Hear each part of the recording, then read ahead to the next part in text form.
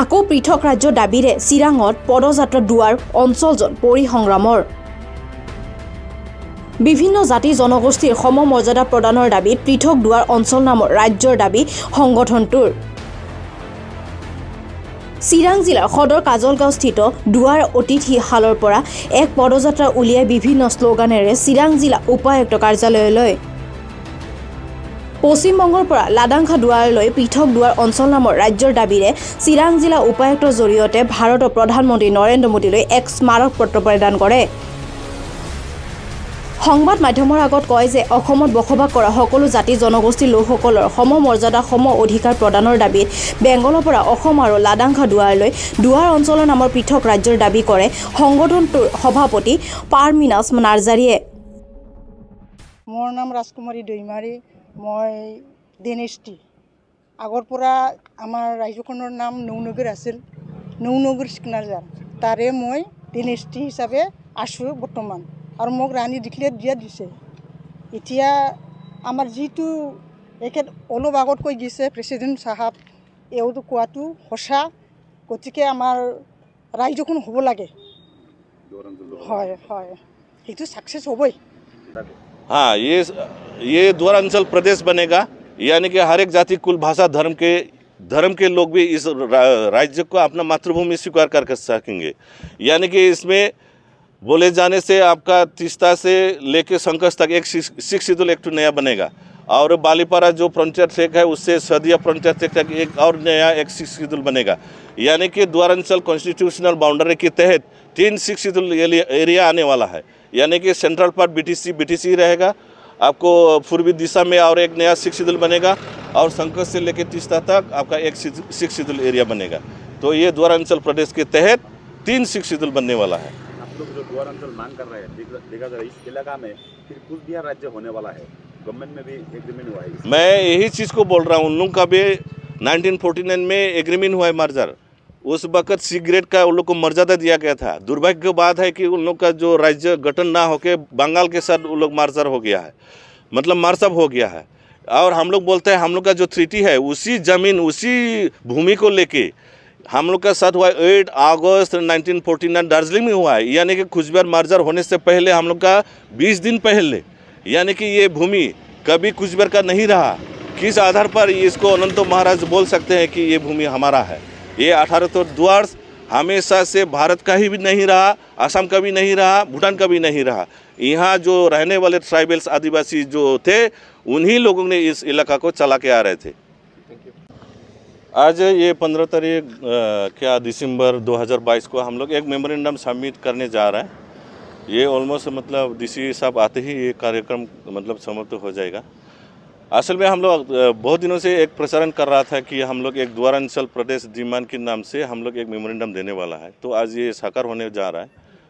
तो ये द्वारांचल प्रदेश आपका क्या बोलता है 18 द्वार लेके ये द्वारांचल प्रदेश गठन होने जा रहा है। और इसमें आप लोग को पता होना चाहिए बाकी जो द्वार्स है हम लोग का बंगाल में आता है, और उसे क्या बोलते हैं पश्चिमी द्वार्स, और इधर जो आता है पूर्वी द्वार्स।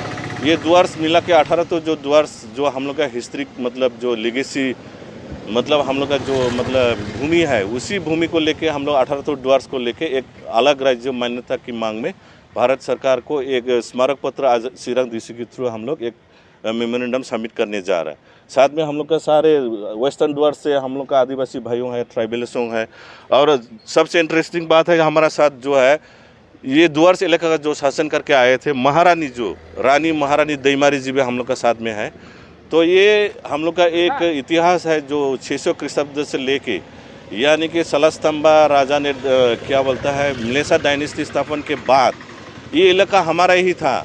ये कभी ना असम के पास रहा, नहीं भारत के पास, नहीं भूटान के पास। ये लगभग 1760 को ये इलाका 18 द्वार भूटान के हाथों में जबरन कब्जा में जाता है।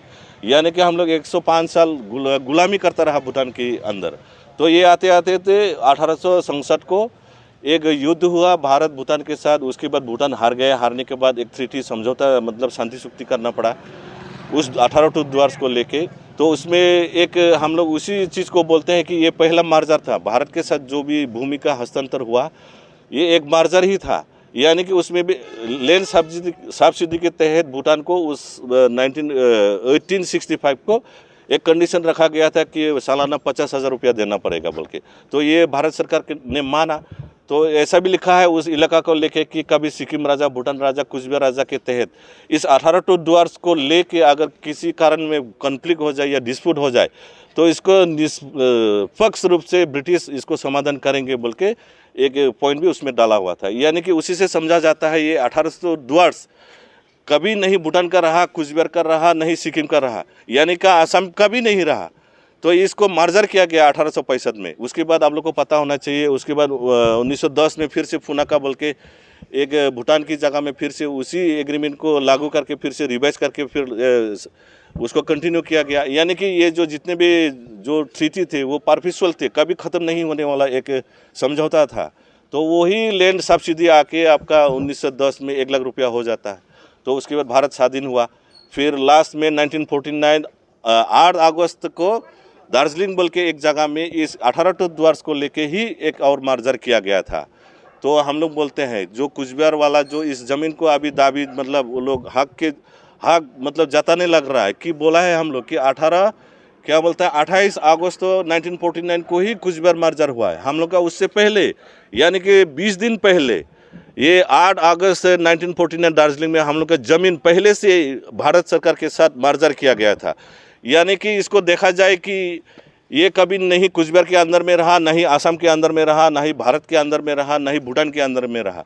ये बोले जाने से एक एक्सक्लूडेड एरिया था। ट्राइबलों का एक आदिम आदिवासी लोग इसी इलाका को शासन करके आ रहे थे। हम लोग का 12 शिफ्टेंस भी हुआ करते थे।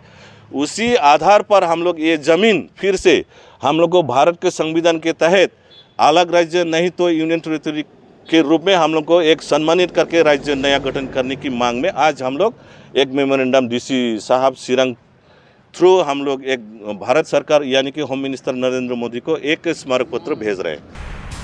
ब्यूरो रिपोर्ट, नार्ड लाइव।